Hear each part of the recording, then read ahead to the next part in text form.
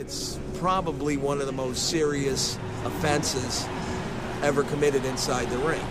Hey fight fans, welcome back to another countdown here on Boxing Legends TV. Today we'll be taking a look at some of the most gruesome and explicit injuries to ever occur in combat sports history. That is the hardest knee I have ever seen. We must warn you that this countdown will not be for the faint of heart. Broken bones, grotesque swelling, and severe bloodshed is ahead, but we made sure to leave out any injuries that led to or caused death. Coming in at number 15, we have one of the most viral boxing incidents of all time between James the Harlem Hammer Butler and Richard the Alien Grant back in 2001. James Butler, the 28-year-old former USBA super middleweight champ, owns a record of 18-2 as a professional with 12 knockouts. Although many of you may have seen this clip before, it's what happened after which is mind-blowing. Bizarrely enough, the bout between Butler and Grant was just a charity match set up to raise money for the survivors of the 9/11 terror attacks. After Butler lost by unanimous decision, he had his gloves removed, and Grant then went to Butler's side of the ring for an expected exchange of congratulations. Instead, Butler sucker punched Grant, nailing a bare-handed right hook to his jaw. He turns to Butler to shake his hand, congratulate him, putting his arm out. Boom! Right there. He was a coward and he couldn't get him during the fight, and he sucker punched him right there. Grant suffered a temporarily dislocated jaw and a lacerated tongue that required 26 stitches. Butler went on to serve a 4-month jail sentence for the assault, but his reign of terror had only just begun. On October 12, 2004, writer Sam Kellerman, brother of boxing analyst Max Kellerman, was helping Butler out as a friend by letting him stay in his Hollywood apartment while he tried to get his boxing career back on track. After a few months had passed, Sam asked Butler to leave, whereby Butler flipped out and brutally murdered Sam with a hammer, smashing him with 10 to 20 blows in the head. He then torched the house down to try and cover up the evidence, but 2 days later, Butler was arrested and sentenced to 29 years in jail. But objectively, my brother Sam was also a genius. He's a brilliant guy. And was always your right hand, right? It was always. I Sam wouldn't say Max. right hand. I would say that we were. You guys were always together at the hip. Yeah. At number 14, we have arguably the most brutal bloodbath ever seen in combat sports between Joe Stevenson and BJ Penn for the UFC Interim Lightweight Championship in UFC 80. This right here is why this is the greatest sport in the world today. Look at that. Dripping with blood, coming out and ready to go. Just seconds after the start of the fight, Penn knocked Stevenson down with a right uppercut. From the top position, Penn landed a strong elbow to the head of Stevenson, causing a serious cut on Stevenson's hairline. In the second round, Stevenson fought more aggressively but was still unable to threaten Penn. After taking Stevenson's back, Penn secured a fight-ending rear-naked choke at 4:02 of the second round. Slippery as they are. That's that physical dexterity that he has in his legs. He's got the shot. Here we go. That's it. That's a wrap. It is all over. BJ Penn is the UFC lightweight champion. Coming in at number 13, we have a rarely seen in boxing ear cartilage injury between the famous boxing cheater Antonio Margarito and Sebastian Lujan back in 2005. Not everybody might want to see that. It's pretty graphic, but you can see the ear actually flopping. If you have children right now, you might not want them to be watching this. Steps in there, and the corner does what we were hoping they would do. They stop the fight.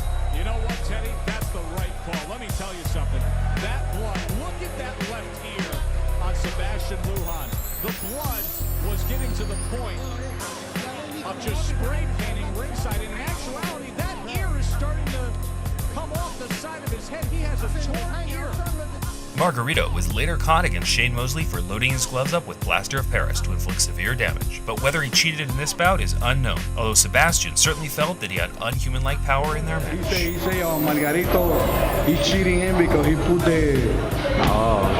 the thing in his hand and the glass, when he got his hand, and he break his ear, At number 12, we see the featherweight champion Jose Aldo make his first title defense against the technical punching Mark Hominick back in 2011. The Brazilian star landed flush right hands throughout the contest, causing a grotesque swelling on Mark's head as Aldo cruised to a unanimous decision victory. Mark later said, "It was like he had two fists in one. When he hit with his right hand, he hit like a heavyweight, and his explosiveness, that was the biggest difference I noticed. I'm normally good with distance and being able to fade from a shot, but he can close the distance with not just speed, but with power." Taking the number 11 slot, we have another outrageous swelling.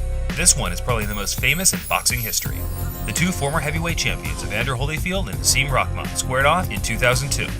After multiple headbutts landed throughout the first 8 rounds, the ring doctor called an end to the bout after Rahman's head swelled up like a balloon, resulting in a technical decision victory for Holyfield. The bump isn't dangerous, but if you can't see, the fight should stop. And Rahman said something to the effect that it was affecting his eyesight. Coming in at number 10, we have one of, if not the most, brutal nose injuries seen in a Muay Thai contest. Keith McLaughlin and Paul Karpovitz battled it out for 3 rounds until a devastating kick landed on Paul's nose midway through the 3rd. He bravely tried to continue, but the ref stopped the fight soon after the injury occurred. Oh, good kick. That was a good kick. It was right in the mouth of Karpovitz. It's bad cut, bad cut. But Keith McLaughlin, the reconstruction needed on that, it's going to be unreal. At number 9, we see Pavel Volak take on underdog Delvin Rodriguez back in 2011. Protect the down, above all, protect yourself at all times. God bless you, touch him up. In round 4, Volak developed a massive disfiguring hematoma on his right temple that, by the end of the fight, would completely close his right eye. I mean, look, I wasn't really hurt, meaning the punch didn't bother me. My eye just started swelling, and I couldn't really, it was giving me a little bit of a problem, I'm not gonna lie. You know, I didn't want the fight to stop. That's why in the corner, every time they asked me, can you see? I'm like, yeah, I can see, man, come on. At number 8, we have the rematch between the pound-for-pound legend Anderson Silva and Chris Weidman back in 2013. At the start of the 2nd round, Silva attacked Weidman with a series of kicks, including a heavy inside low kick, which Weidman checked with his left knee. This check snapped Silva's left fibula and tibia on contact. Silva immediately fell to the mat, forcing referee Herb Dean to stop the fight 1 minute 16 seconds into the 2nd round and give Weidman the victory by TKO. Low kicks were some of Silva's most effective strikes in their first encounter, which led Weidman to focus on defending against them for the rematch. At number 7, we have the relentless assault inflicted by Chris Eubank Jr. on Nick Blackwell in their match back in 2016. Eubank Jr. dominated the action using hard hooks and uppercuts, which eventually led to a bloody nose and a large swelling above Blackwell's left eye. Following the midway point in the corner between rounds, Chris Eubank Sr. was heard to instruct his son to refrain from punching Blackwell in the head. In the 10th round, the referee summoned the ringside doctor to assess Blackwell, who in turn deemed him unable to continue due to the swelling on his head obstructing his vision. This handed Eubank Jr. the victory and title. Some minutes after the fight was stopped, Blackwell was given oxygen and taken out of the arena by stretcher. He was later taken to St. Mary's Hospital with bleeding of the skull outside his brain and placed in a medically induced coma. An operation was not deemed necessary, and the following weekend, he was thankfully brought out of the coma. I mean, you must feel lucky to be alive, aren't you? Yeah, definitely. You know, when I woke up, it put everything into perspective, you know, how lucky I was, and the recovery, you know, has been quick. Taking the number 8 slot, we have the 2008 UFC Fight for the Troops event between Corey Hill and Dale Hart. 20 seconds into the 2nd round, Hill broke his right leg while throwing a kick that was checked by Dale Hart in what is widely considered one of the most gruesome injuries in mixed martial arts history. Oh, Corey fell down. Oh, his leg's broken! His leg's broken! Oh, stop! It's gonna be stopped. Stop the fight! Stop the fight! The fight is all over. Corey Hill has suffered a broken leg. Whoa! Whoa! You check this kick right here, and bam! Coming in at number 5, we have by far the most gruesome injury in boxing history, but it unfortunately took place in the year 1900, so there is no footage of the event. The bout was between lightweight king Joe Gans and Frank Earn for the world lightweight title. Gans lost when he pulled out with what has been described as a cut eye, and seemed to confirm the prevailing view at the time that black fighters lacked heart. In fact, Gans' eye had popped out and was resting on his cheek. The Baltimore man's eye was dislodged from its socket by a head-on collision, quoted the Chicago Times-Herald. Gans popped his eye back in, but never regained full sight. At number 4, we have an injury that UFC commentator Joe Rogan described as the most horrific thing he has ever seen. At Bellator 158, Michael Page took on Evangelista Santos and won by knocking out Santos with a flying knee in the 2nd round. See, it's hard to breathe, so just about everything you need in a fight, you lose off the liver shot. It can come back. Santos runs into the jump knee, and it's over. Did the hype train just pick up speed? That is the hardest knee I have ever seen. Big John McCarthy just said that, and he did it catching a guy coming in. Santos had to undergo surgery afterwards due to a depressed frontal sinus fracture. Taking the number 3 slot, we have by far the most grotesque lump ever seen in a boxing ring. In 2013, the Russian warrior Denis Lebedev took on Guillermo Jones for the WBA cruiserweight title. Lebedev's eye started to swell in the early rounds, but he continued to fight through the pain for another 9 grueling rounds, amazingly winning most of them along the way. But in round 11, the swelling had got completely out of control and was finally stopped by the ring doctor, who appeared to be completely missing for the previous 6 rounds, as the fight should have clearly been stopped earlier. At number 2, we have the sad, relentless beating of Billy Collins Jr. back in 1983. Collins was matched against Puerto Rican journeyman Luis Resto at Madison Square Garden in New York City. Collins entered the fight as a betting favorite, but took a heavy beating and lost by a unanimous decision.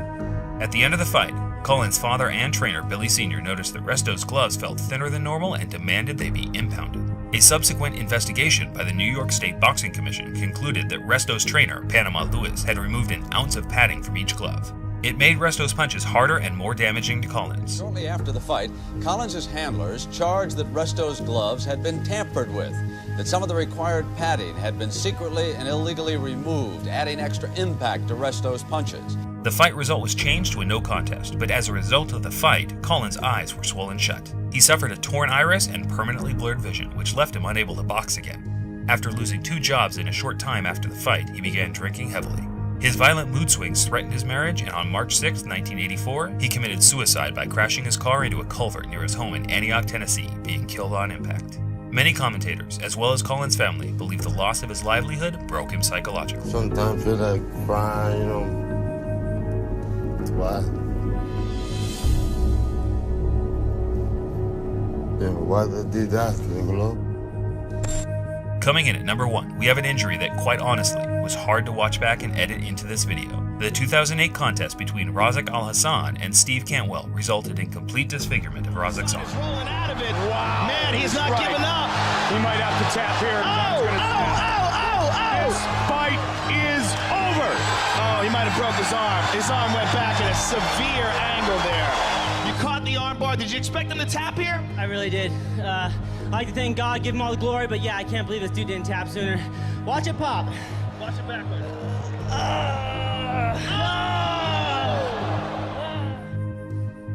Thanks for watching, fight fans. I hope you enjoyed this video. If so, please leave a like, as it really helps out our channel. Until next time, this is Boxing Legends TV, signing off. Ever occur in combat sports history. That is the hardest knee I have ever seen.